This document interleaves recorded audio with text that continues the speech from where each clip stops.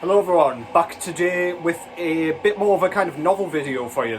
I thought I would do this just because A, it looked like a ton of fun, and B, I can show off a load of records in quick succession, and I can kind of delve a bit deeper into my collection as well, show you some stuff that I don't pull off the shelf quite as regularly. This is a response video to the Rock Scout, who has done the Metal Tag 2023. So this is basically 20 questions where I just kind of pull out a record that I think fits the category, basically. This is all kind of subjective. It's all just my kind of opinion and my feelings towards these albums and kind of my interpretations of each question. I'm going to do 10 at a time, so 10 in one video, 10 in another, because my phone storage will not allow me to do a full 20-minute video. I've already tried, and I wasted my time entirely. So yeah, that's good. I'll drop the Rock Scouts, or a link, sorry, to Rock Scouts page, or channel rather, below. And anybody else who I mention here, I will also pop below. If I keep looking down, I've got all of my answers and all the records that I've picked and all the questions written down. So yeah, forgive me if I keep looking downwards to check what I've got next. So yeah, without further ado, first of all, what's going on in the background? God damn it, I forgot to take it out of the jewel case, just as I was doing so well. This is Carnation with Chapel of Abhorrence, Belgian death metal, HM2, guitar tone, chainsaws your face. It's kind of written in a sort of traditional, sort of American sort of death metal style. There's not really any Swedish kind of goings on here aside from the guitar tone itself. Yeah, it's really good stuff. The vocalist sounds exactly like George Corpsegrinder Fisher from Cannibal Corpse, so if you like his pipes, then give this a whirl. I'm pretty sure there's some guest vocals from the guy out of Skeletal Remains on this thing as well. Love that guy's voice. So yeah, that's Carnation with Chapel of Abhorrence out of Belgium. Go and check it out. They're killing it at the minute. Right, first up is the False Start album. So this is an album that I didn't love at first, and then it came to grow on me over time. This tends to happen quite regularly, but none that I'm more upset about than this one. Blood Incantation with their debut full-length album, Starspawn. Everybody loved Interdimensional Extinction. I thought it was okay at the time. Everybody loved this thing when it came out. I wasn't bothered about it, to be honest. I preferred the EP, and this one I just neglected. I kept returning to it for some reason after a while, probably because everyone kept raving about it. But then I came to love it. Probably around a year later I bought it. I overpaid for a first pressing. This is just black vinyl. Yeah, great stuff. Technical death metal with a bit of progression. Super cosmic sounding. Awesome stuff. You must have heard of them if you like your death metal, but yeah, check that out. Album with a war theme. So I thought of a few albums for this one. You've got bands like 1914, Cannon and Fibre, Mine and Werfer, all of whom are kind of sticking with World War themes. But I thought I'd go for something a bit more novel here. This is Caracangren with Where the Corpses Sink Forever. This was their third full-length album, I believe. Based out of the Netherlands, these guys play a kind of symphonic black metal, but this one is the only one to me that doesn't come across as super goofy and like overly theatrical. No war theme has horrified me quite as much as the one on this one. The third... what track is it? The third track, yes indeed. Bitte Toter mich. Horrible German pronunciation, I'm so sorry. It's about a soldier who wants to kill himself because of the horrors of war. It's haunting, it's disturbing, it's upsetting, and it is fiendishly performed. Vocals are awesome. Go and check that out if you haven't already. This is the only one I don't find super goofy, but I do quite like Lamb and Dam and Death Came Through a Phantom Ship. But yeah, I've neglected them after that because I did not dig. Go and check them out though, great stuff. Most influential musician, in my opinion. So this is over the last 10 years, I think, or 5. Regardless, it fits. So Roger Kjovik, I believe that's how you pronounce his name. He's got his other YouTube channel somewhere else, which I will put down below. He also did this challenge and picked the exact same guy that I was going to pick, but I'm still going to show it anyway. Dark Side from Mgła and Kriegsmaschine.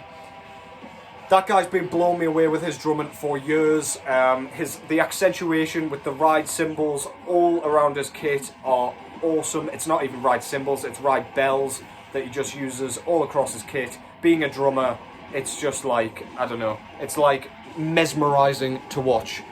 If you want to go and see those videos, I'll link them down below as well. They're on the Drummers from Hell YouTube channel. Go and check them out.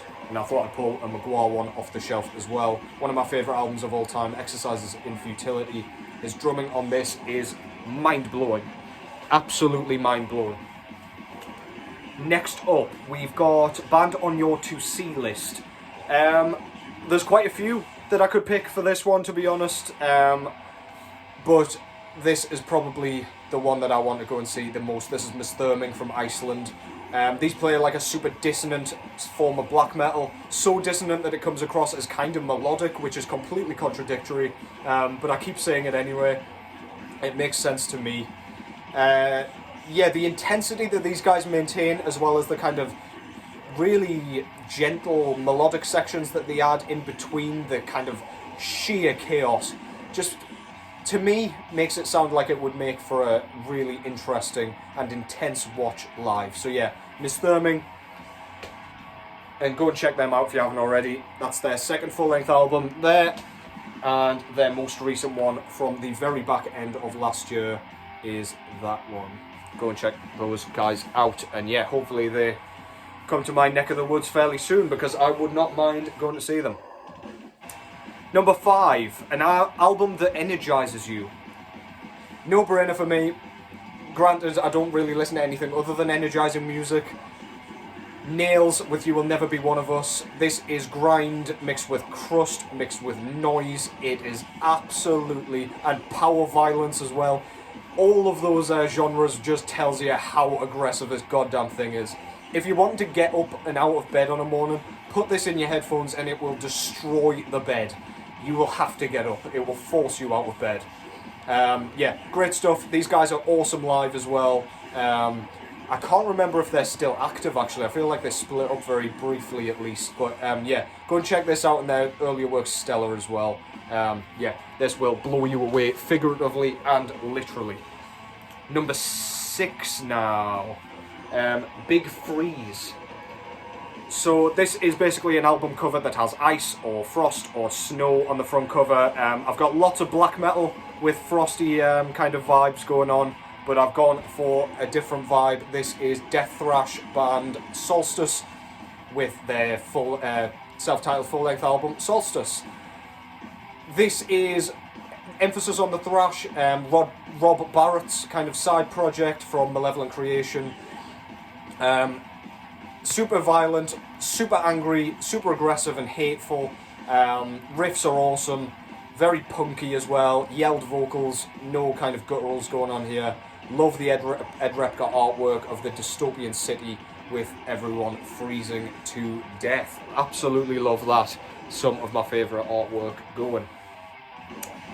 Next up, a song title with royal ties. I struggled a little bit with this one, but then it became a no-brainer as soon as I remembered this one. This is Rope Sect with Personae Ingratae. This is a compilation of a couple of EPs, but the track King of the Night, the 4th track, is one of my favourite Rope Sect tracks, period, and it is absolutely great.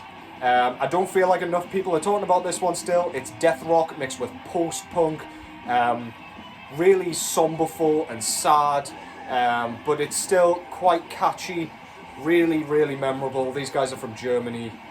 Go and check them out if you haven't already. That's Rope Sect with Personae Ingratae and King of the Night being the track that I was focusing on. A predominantly green album cover for number 8. I had a few in mind, but then I thought I'd pick something off the shelf that I hadn't kind of pulled off the shelf for a little while. This is Manchester's Wode, that is Manchester, UK, with their debut self-titled full-length album Wode.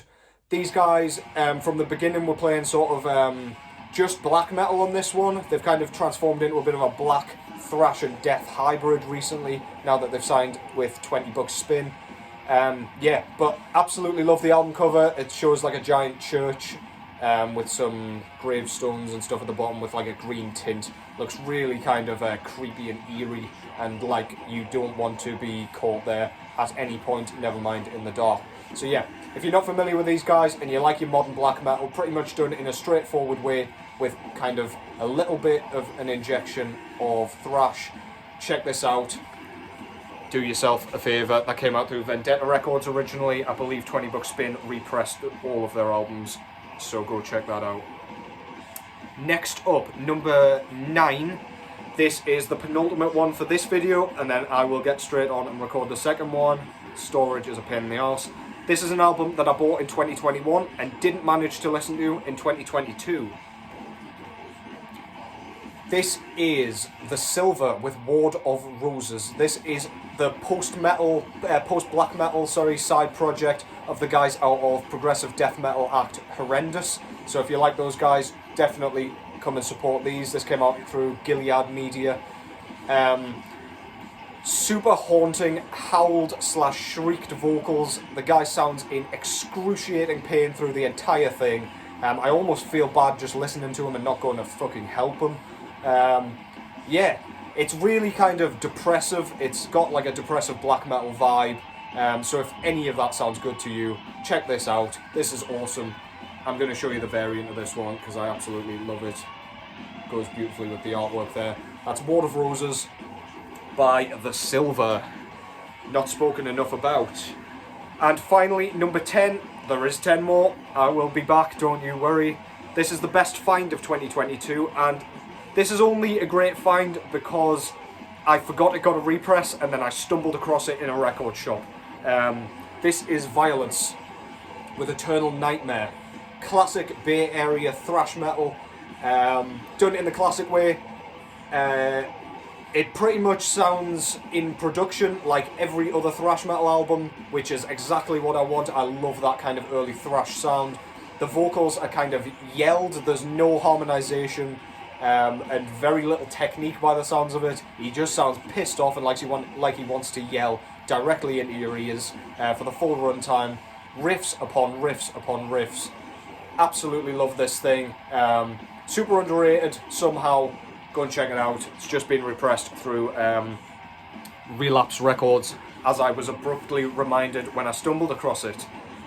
So yeah, that was kind of 1 to 10 of the metal tag for 2023. As I say, I will link the channels down below that I mentioned here, Roger's channel and the Rock Scout. But yeah, I'll catch you very shortly in the next video. Take care until then.